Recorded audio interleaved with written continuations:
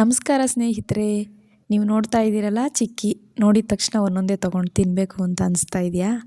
ಹಾಗಾದರೆ ಬನ್ನಿ ಈ ಒಂದು ರೆಸಿಪಿನ ಹೇಗೆ ಮಾಡಬೇಕು ಅಂತ ನೋಡೋಣ. ಅದಕ್ಕಿಂತ ಮುಂಚೆ ನನ್ನ ಚಾನಲ್ ಇನ್ನೂ ಯಾರ್ಯಾರು ಸಬ್ಸ್ಕ್ರೈಬ್ ಮಾಡ್ಕೊಂಡಿಲ್ವೋ ಪ್ಲೀಸ್ ಸಬ್ಸ್ಕ್ರೈಬ್ ಮಾಡಿಕೊಂಡು ಈ ವಿಡಿಯೋನ ಎಲ್ಲೂ ಸ್ಕಿಪ್ ಮಾಡದೆ ಪೂರ್ತಿಯಾಗಿ ನೋಡಿ. ನಾನೊಂದು ಬೌಲಲ್ಲಿ ಫುಲ್ ಬೌಲ್ ಕಡಲೆ ಬೀಜ ತೊಗೊಂಡಿದ್ದೀನಿ, ಹಾಗೆ ಮುಕ್ಕಾಲು ಬೌಲಷ್ಟು ಬೆಲ್ಲ ತೊಗೊಂಡಿದ್ದೀನಿ, 5ರಿಂದ 6 ಏಲಕ್ಕಿನ ತೊಗೊಂಡಿದ್ದೀನಿ. ಇಷ್ಟಿದ್ರೆ ಸಾಕು.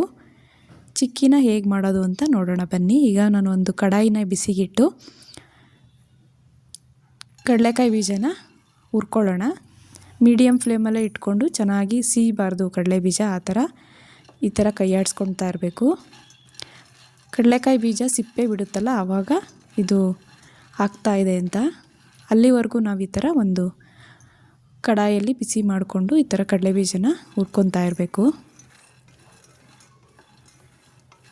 ಜಾಸ್ತಿ ಉರಿ ಇಟ್ಟರೆ ಬೇಗ ಸಿಗುತ್ತೆ, ಹಾಗೆ ಒಳಗಡೆ ಕೂಡ ಚೆನ್ನಾಗಿ ರೋಸ್ಟ್ ಆಗಿರಲ್ಲ ಕಡಲೆಕಾಯಿ ಬೀಜ. ಹಾಗಾಗಿ ಮೀಡಿಯಮ್ ಫ್ಲೇಮಲ್ಲೇ ಇಟ್ಕೊಂಡು ಹೀಗೆ ಕೈಯಾಡಿಸ್ಕೊಂಡು ಸಿಪ್ಪೆ ಎಲ್ಲ ತಗೊಂಡು ರೆಡಿ ಮಾಡಿ ಇಟ್ಕೊಂಡ್ರೆ ಆಯಿತು.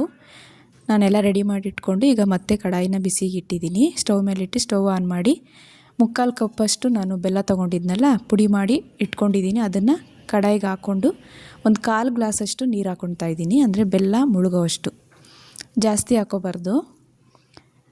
ಇದು ಚೆನ್ನಾಗಿ ಗಟ್ಟಿ ಪಾಕ ಬರೋವರೆಗೂ ನಾವು ಬೆಲ್ಲನ ಅಂದರೆ ಕುದಿಬೇಕು. ಬೆಲ್ಲ ಚೆನ್ನಾಗೆಲ್ಲ ಮೆಲ್ಟಾಗಿ ಕುದಿ ಬರಬೇಕು, ಅಲ್ಲಿವರೆಗೂ ಈ ಥರ ತಿರುಗಿಸ್ಕೊಳ್ತಾ ಇರೋಣ. ಇದು ತುಂಬಾ ಹೆಲ್ದಿ ರೆಸಿಪಿ, ಮಕ್ಳಿಗೆ ಇಷ್ಟ ಆಗುತ್ತೆ, ದೊಡ್ಡವ್ರಿಗೂ ಕೂಡ ಇಷ್ಟ ಆಗುತ್ತೆ. ಅಂಗಡೀಲಿ ತಂದು ತಿನ್ನೋದಕ್ಕಿಂತ ಮನೇಲೇ ಮಾಡಿಕೊಟ್ರೆ ಮಕ್ಕಳು ಇಷ್ಟಪಟ್ಟು ತಿಂತಾರೆ. ಈಗ ಬೆಲ್ಲ ಎಲ್ಲ ಕರಗಿ ಕುದೀತಾ ಇದೆ. ಈ ಥರ ನೀಟಾಗಿ ಬಿಡಬಾರ್ದು, ಆ ಥರ ನೀಟಾಗಿ ತಿರುಗಿಸ್ಕೊಳ್ತಾನೆ ಇರಬೇಕು. ಈಗ ಒಂದು ಸ್ಮಾಲ್ ಬೌಲಲ್ಲಿ ನಾನು ನೀರು ತಗೊಂಡು ಪಾಕ ಬಂದಿದೆಯಾ ಅಂತ ಚೆಕ್ ಮಾಡ್ತಾಯಿದ್ದೀನಿ. ಇನ್ನೂ ಪಾಕ ಬಂದಿಲ್ಲ.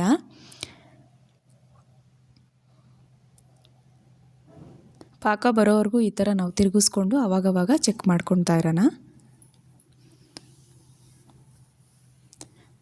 ಕಡಲೆಕಾಯಿ ಬೀಜನ ಎಲ್ಲ ಹುರಿದ ನಂತರ ಅದರಲ್ಲಿರುವಂಥ ಸಿಪ್ಪೆ ಎಲ್ಲ ತೆಗೆದು ನೀಟಾಗಿ ರೆಡಿ ಮಾಡಿ ಇಟ್ಕೊಂಡಿದ್ದೀನಿ.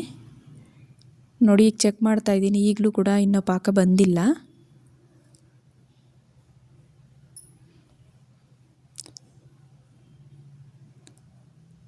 ನಮಗೆ ಬೇಕಾಗಿರೋ ಅಂಥ ಪಾಕ ಬರೋವರೆಗೂ ಈ ಥರ ತಿರುಗಿಸ್ಕೊಳ್ತಾ ಇರಿ. ಚಿಕ್ಕಿ ಕ್ರಿಸ್ಪಿಯಾಗಿ ಬರಬೇಕು, ಹಾಗೆ ಪರ್ಫೆಕ್ಟಾಗಿ ಆಗಬೇಕು ಅಂತ ಅಂದರೆ ಪಾಕ ಕರೆಕ್ಟಾಗಿರಬೇಕು. ಆ ಪಾಕ ಕರೆಕ್ಟಾಗಿರಬೇಕು ಅಂತಂದರೆ ನೀಟಾಗಿ ಈ ಥರ ಬಿಸಿ ಮಾಡಿಕೊಂಡು ಕುದೀತಾ ಇರಬೇಕಾದ್ರೇ ಆವಾಗವಾಗ ಈ ಥರ ಚೆಕ್ ಮಾಡ್ಕೊಳ್ತಾ ಇರಿ. ಇನ್ನೇನು ಆಗ್ತಾಯಿದೆ. ಪಾಕ ಯಾವ ರೀತಿ ರೆಡಿಯಾಗಿರಬೇಕು ಅಂತ ಅಂದರೆ, ನೀರಿಗೆ ನಾವು ಹಾಕಿದಾಗ ಆ ಪಾಕ ಕೈಗೆ ತೊಗೊಂಡು ಕಟ್ ಮಾಡಿದ್ರೆ ಪಟ್ ಅಂತ ಸೌಂಡ್ ಬರಬೇಕು, ಆವಾಗ ಇದಾಗಿದೆ ಅಂತ. ಇದು ಇವಾಗಲೂ ಕೂಡ ಆಗಿಲ್ಲ, ರೆಡಿ ಆಗಿಲ್ಲ. ಇನ್ನೂ ಒಂದು ಸರಿ ತಿರುಗಿಸ್ಕೊಂಡು ಮತ್ತೆ ಚೆಕ್ ಮಾಡ್ಕೊಳ್ಳೋಣ.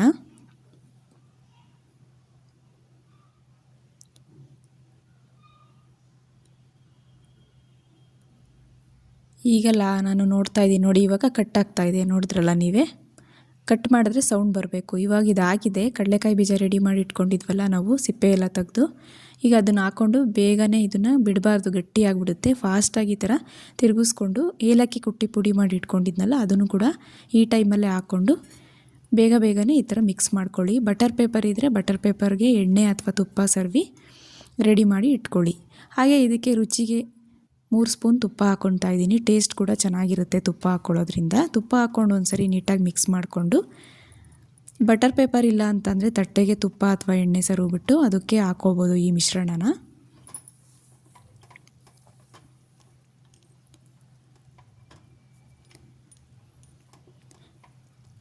ಈಗೆಲ್ಲ ಮಿಕ್ಸ್ ಆಗಿದೆ. ಬಟರ್ ಪೇಪರ್ ಮೇಲೆ ತುಪ್ಪ ಸವರಿ ಅದಕ್ಕೆ ಟ್ರಾನ್ಸ್ಫರ್ ಮಾಡ್ಕೊಳ್ಳೋಣ.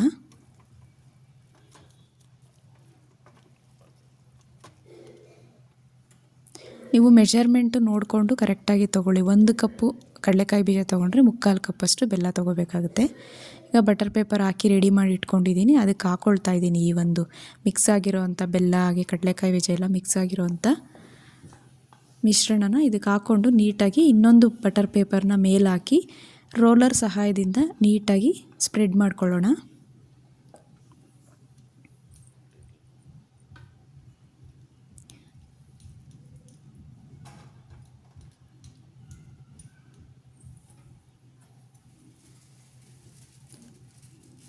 ಈಗ ಇನ್ನೊಂದು ಬಟರ್ ಪೇಪರ್ ಸಹಾಯದಿಂದ ಇದನ್ನು ಕ್ಲೋಸ್ ಮಾಡಿ ನಾವು ಚಪಾತಿ ಲಟ್ಸೋ ಅಂಥ ರೋಲರ್ ತೊಗೊಂಡು ನೀಟಾಗಿ ಈ ಥರ ಉಜ್ಜಿದ್ರೆ ಈ ಥರ ಎಲ್ಲ ಸ್ಪ್ರೆಡ್ ಮಾಡಿಕೊಂಡ್ರೆ ಅಗಲವಾಗಿ ಬರುತ್ತೆ ನಮಗೆ. ಇಲ್ಲಾಂದರೆ ಒಂದೇ ಕಡೆ ದಪ್ಪ ಆಗಿಬಿಡುತ್ತೆ ಚಿಕ್ಕಿ. ನೋಡಿ ಈ ಥರ ಉಜ್ಜಿ ಬೇಗ ಬೇಗ ಮಾಡಬೇಕಾಗುತ್ತೆ, ಇಲ್ಲಾಂದರೆ ಅದು ಬೇಗ ಗಟ್ಟಿ ಆಗಿಬಿಡುತ್ತೆ.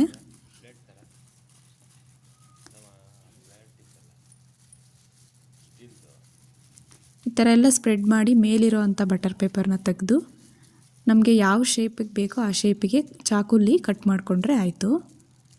ಚಾಕುಗೆ ತುಪ್ಪ ಅಥವಾ ಆಯಿಲ್ನ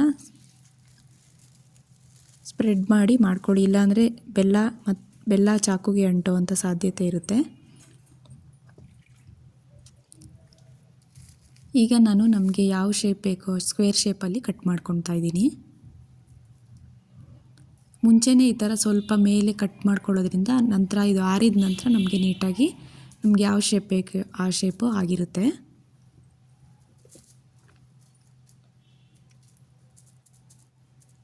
ಲೈಟಾಗಿ ಕಟ್ ಮಾಡ್ಕೊಳ್ಳಿ, ನಿಮಗೆ ಯಾವ ಶೇಪಲ್ಲಿ ಬೇಕೋ ಆ ಶೇಪಲ್ಲಿ.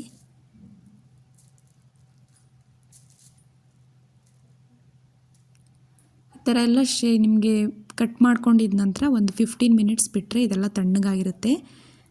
ಬಟರ್ ಪೇಪರ್ನ ತೆಗೆದು ನೋಡಿ ಈ ಥರ ಎಲ್ಲ ಕಟ್ಟಾಗಿರುತ್ತಲ್ಲ ಪೀಸಸ್ನ ಒಂದು ಪ್ಲೇಟ್ಗೆ ಹಾಕ್ಕೊಂಡ್ರೆ ಚಿಕ್ಕಿ ರೆಡಿಯಾಗುತ್ತೆ. ಕ್ರಿಸ್ಪಿಯಾಗಿರೋಂಥ ಹೆಲ್ದಿಯಾಗಿರೋಂಥ ಚಿಕ್ಕಿ ಯಾವ ರೀತಿ ರೆಡಿ ಆಯಿತು ನೋಡಿದ್ರಲ್ಲ.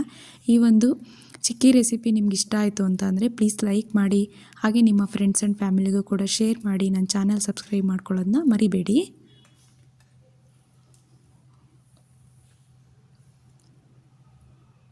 ನೋಡಿದ್ರಲ್ಲ ಯಾವ ರೀತಿ ಬಂದಿದೆ ಅಂತ, ಎಷ್ಟು ಪರ್ಫೆಕ್ಟಾಗಿ ಆಗಿದೆ ಅನ್ನೋದನ್ನು ನೀವು ನೋಡ್ತಾ ಇದ್ದೀರಾ ಅಲ್ವಾ.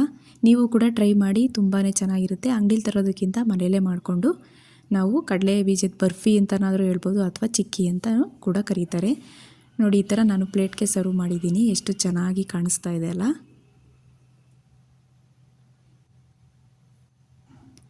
ನಾನೀಗ ಇದನ್ನು ಕಟ್ ಮಾಡಿ ತೋರಿಸ್ತೀನಿ ನೋಡಿ ಯಾವ ರೀತಿ ಪರ್ಫೆಕ್ಟಾಗಿ ಕ್ರಿಸ್ಪಿಯಾಗಿ ಬಂದಿದೆ. ನಿಮಗೆ ಅಂಗಡೀಲಿ ಸಿಗೋ ಥರನೇ ಚಿಕ್ಕಿ ರೆಡಿಯಾಗಿದೆ ನೋಡಿ. ನೋಡಿದ್ರಲ್ಲ ಎಷ್ಟು ಕ್ರಿಸ್ಪಿಯಾಗಿ ನೀಟಾಗಿ ಕಟ್ ಆಗ್ತಾ ಇದೆ. ಓಕೆ ಫ್ರೆಂಡ್ಸ್, ಈ ಒಂದು ರೆಸಿಪಿ ನಿಮ್ಗೆ ಇಷ್ಟ ಆಯಿತು ಅಂತಂದರೆ ಪ್ಲೀಸ್ ಲೈಕ್ ಮಾಡಿ. ಮತ್ತೆ ಸಿಗ್ತೀನಿ ಮುಂದಿನ ರೆಸಿಪಿಯೊಂದಿಗೆ. ಅಲ್ಲಿವರೆಗೂ take care, bye. Thank you for watching.